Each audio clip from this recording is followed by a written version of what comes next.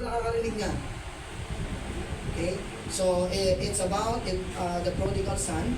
At isang kwento ito ng nawawala, okay? Pagbabalik at radikal na pag-ibig ng isang ama. Okay? At ito ay parte ng tinatawag na triple treat. Okay? Tatlong parabola or parables. Okay? Ang parable po ay parables are stories that common, okay, sa buhay ng mga tao sa parang pang-araw-araw na meron pong spiritual na relevance or spiritual values na tinuturo or importance na po yung parables. So, bahagi ito ng tatlong kwento na kwento ni Jesus tungkol sa mga bagay na nawala. Okay, pero natagpang muli. So, nawawalang tupa, nawawalang barya, at nawawalang anak. Actually, hindi nga nawawalang anak eh. Nawawalang anak. Okay? So, something that I want you to understand about this triple treats parable is that pagdating sa tupa at saka sa nawawalang barya, hinanap ito. Hinanap. Pero pagdating sa nawawalang anak, okay, nanatili sa tahanan ng Aba at hinintay na bumalik ang anak. Tanong, bakit? Matututunan po natin na sa ministeryo, ang hinahanap po ng pastor is yung nawawala, hindi po yung nawawala. Okay?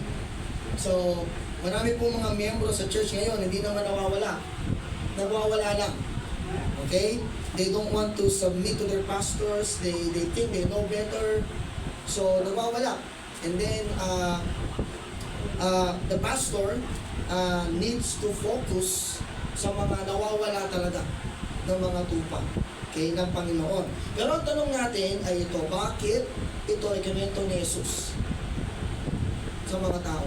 Because this is a confrontation between Jesus and the Pharisees.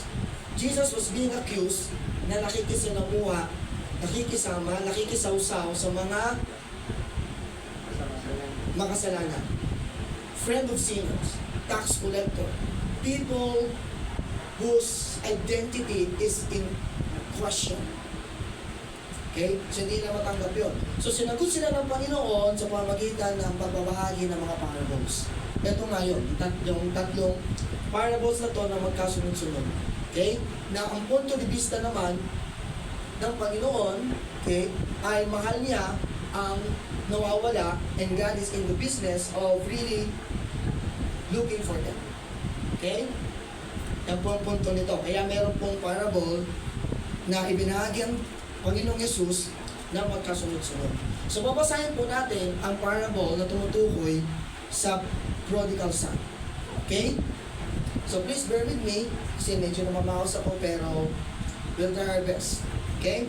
So, chapter 15 of the book of Luke, verses 11 to 32. Ito pong sinasabi sa Magandang Balita Biblia. Sinabi pa ni Jesus, kasi natapos na yung dalawang parables. So, hindi pa siya natapos doon. Okay? Tinuloy pa ng Panginoon sa pagbabahagi ng panibagong parabola. Sinabi pa ni Jesus, may isang tao na may dalawang anak na lalaki. Sinabi sa kanya ng bunso, Ama, ibigay mo na po sa ninyo sa akin ang mamanahin ko. At hinati nga ng ama ang kanyang ari-arian. Pagkalipas ng ilang araw, bili ng bunso ang kanyang bahagi at nagpunta sa malayong lupain.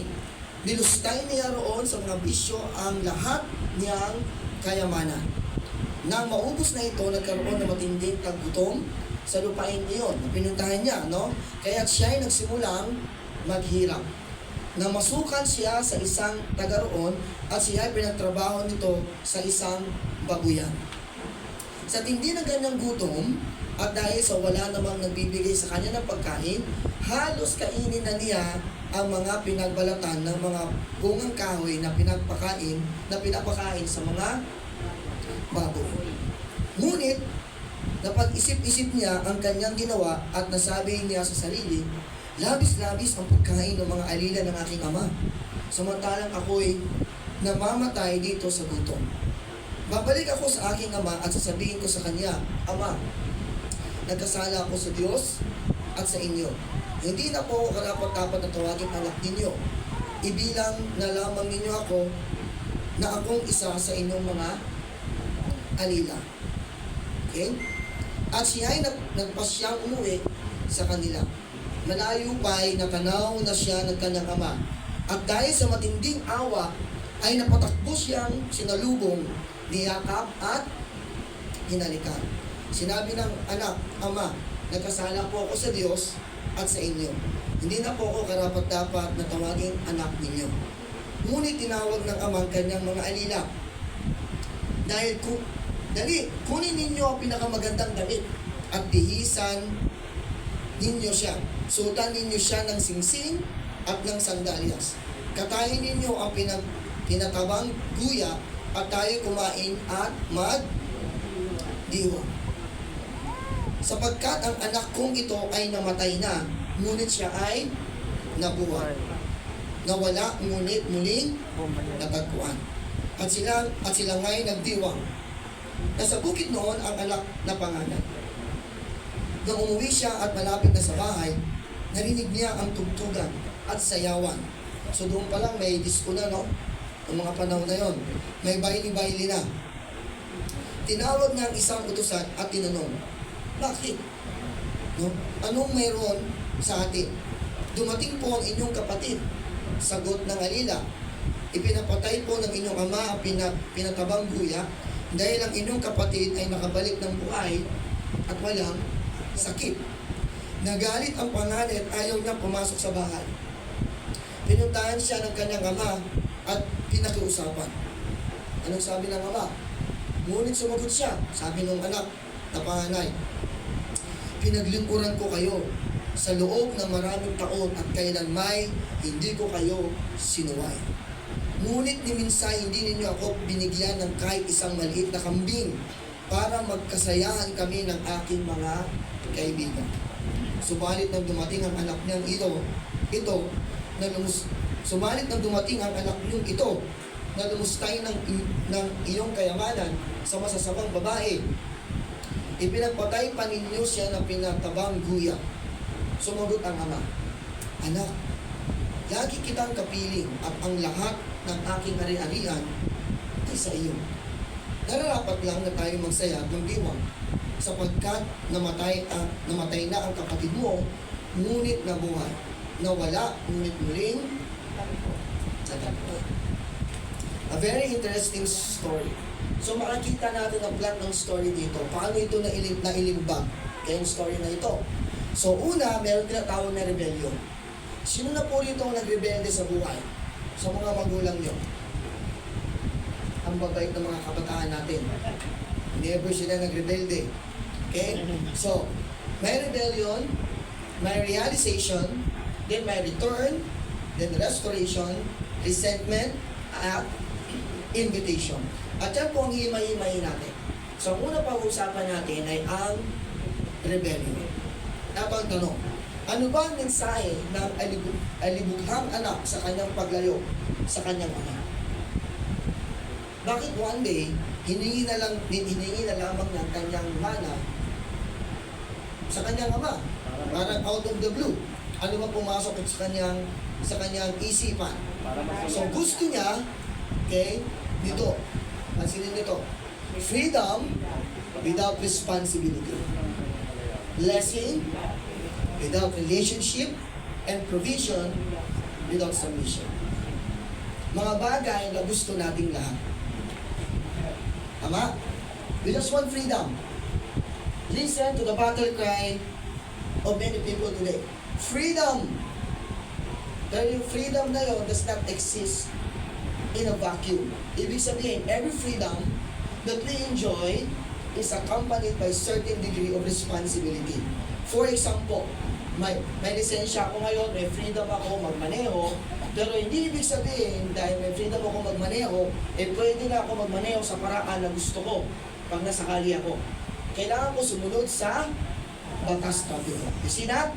So for every freedom, there's a certain degree of responsibility. Binibigay sa mga anak, freedom. Mapa, kailangan ko pumunta rito, birthday ng classmate ko. Iniimbitahan ako. Okay, Punta ka, mag-enjoy ka, pero by 6, kailangan na sa bahay na. Every freedom, there's a certain degree of responsibility.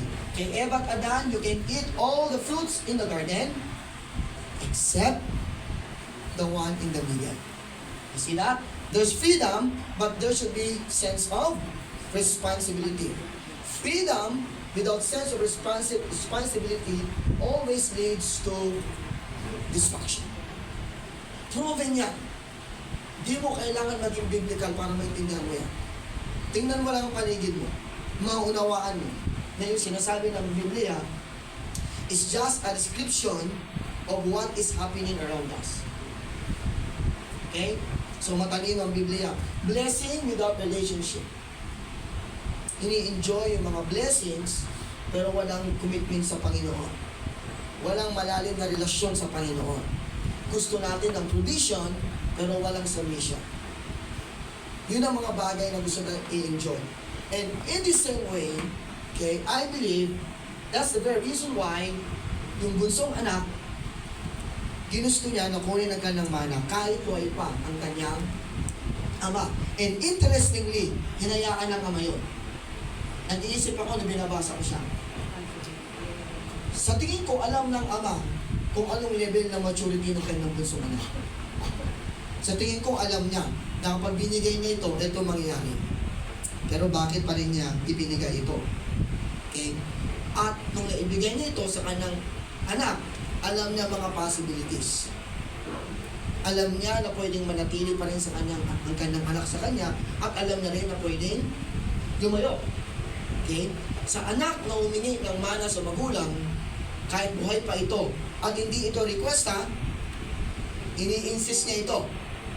Okay? Parang sinabi niya sa kanyang ama, Ama, gusto ko ng mga yaman na manggagaling sa iyo, pero ayoko sa iyo. Bastos, kapastangan, walang utang na loob, karumal-dumal sa batas ni Yahweh. Because the fourth commandments says, honor your father and your mother. Pastangan. So in the same way, I would argue na maraming mga Kristiyano na gusto ng blessings, answered prayers, at provision, ngunit iniiwasan ng obedience, discipline, and accountability. Okay? Ayaw ng maraming Kristiyano yan. Ang gusto lang nila is yung mga pabor sa kanilang mga kahilingan. Okay? So ang kwentong ito ay hindi lang ito pagiging demanding, isa itong kahihiyan, pangbabastos at paglapastangan sa ama. So hindi lamang ito bilang kwento, ito ay sumasalamin kung sino tayo madalas sa harapan ng ating ama. Napagtanto ng anak na ito, bunsong anak na ito, okay, nung kanyang tawag dito, naranasan na ilustay, okay, ang kanyang mga tawag dito, mga kayamanan.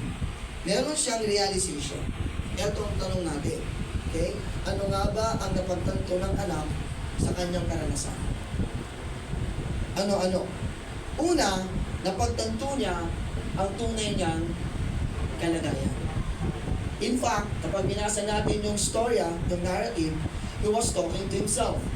Sabi niya, ang sarap ng mga ulam ng alila ng aking ama. Ako ngayon, nandito, yung patay guto. So, na-realize yung tunay na kalagayan niya. After nang in-enjoy ang kanyang yaman, okay, na galing sa kanyang ama. In the same way, okay, naalala niya rin ang kabutihan ng kanyang ama. Na nandoon siya sa piling ng kanyang ama, hindi siya nagugutom.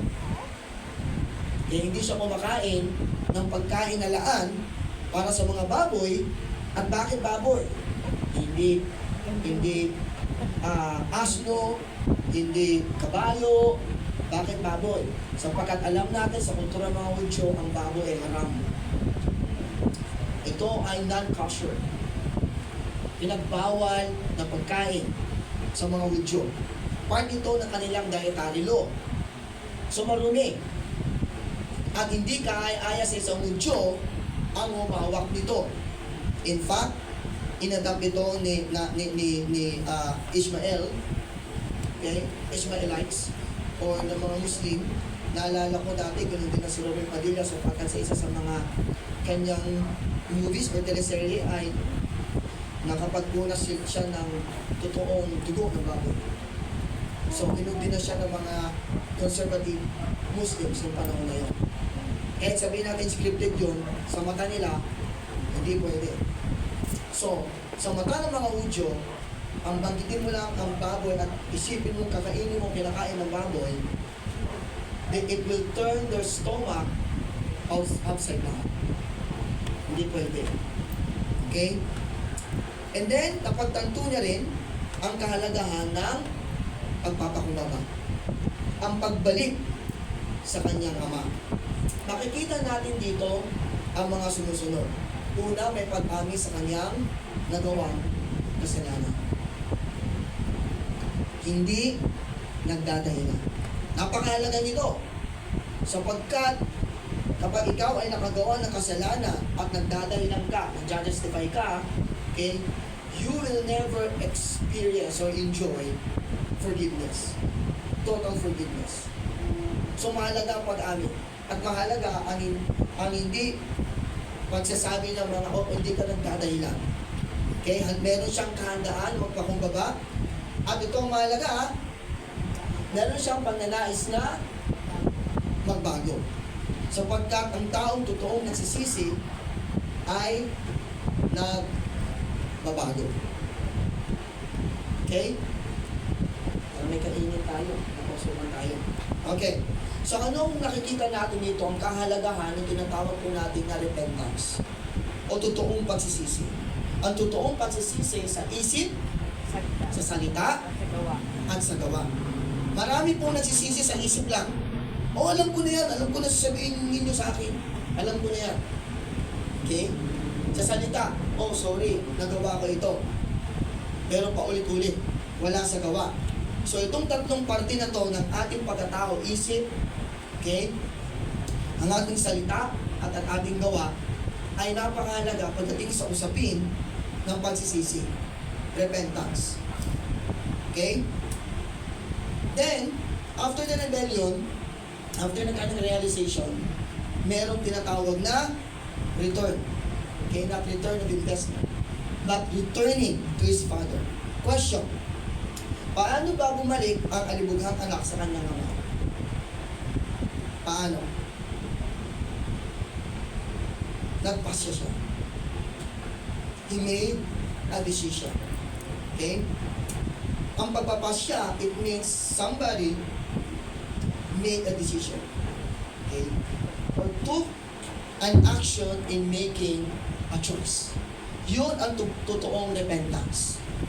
Kapag na-realize mo kasalanan mo sa harapan ng Diyos, magkakaroon ka ng pagdidirig sa kasalanan at pagnanais na ituwid ito.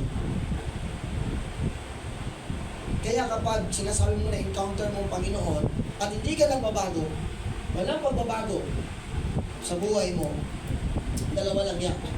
It's either you encountered false Christ or hindi mo talaga na-encounter si Jesus. Dalawa lang yun. Walang middle ground doon. Dalawa lang ang pagpipilian. Sa verse 20, ito ang sabi. At sila ay nagpasya umuwi sa kanila. Sa English, etong sinabi. Tingnan nyo to. So he got up and went to his father. So he got up. Maaring emotionally down siya or literally nakabulag ka sa daanan, hinang-hina, hapong-hapo dahil sa gutom at confused. So he made a decision, babalik ako sa kanyang ama. So tumayo siya at umuwi sa kanilang bahay. You see, repentance always leads not only changing your mind, not only changing the way you speak, but also changing the way you act. That's true repentance. In fact, Repentance is a change of thinking that leads to a change of heart and a course of action. Yan ang totoong repentance. Noong araw, sarap na sarap si tatay dito sa gym. Nung nag-repent siya, all of the sudden, totoong repentance, nagkaroon siya ng hindi pagnanais na uminom nito. Si Kuya Dan Querero sa Mother Church natin, ikita nung maitim ang kanyang labi. Teenager pa lang siya, nasasagarilo na siya. Hanggang one day, he met the Lord Jesus Christ. He encountered the Savior.